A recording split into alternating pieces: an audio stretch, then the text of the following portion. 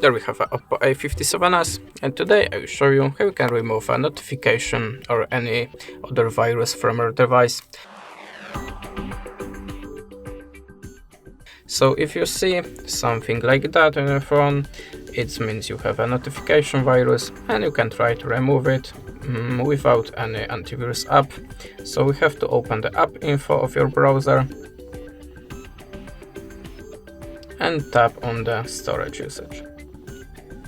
Now tap on Manage Space and click here on Clear All Data. Be careful, you will lose all unsaved forms and passwords and other stuff like that. Click OK, and now your web browser should be clear and without a notification virus. But if that way didn't work for you, you can download an antivirus app from the Google Store, but remember to choose a trusted company. I choose the Avast, so we have to open it, click Get Started,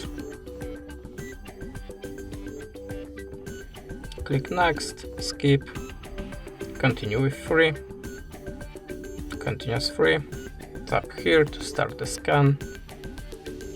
Now allow any permissions and just choose your scan type.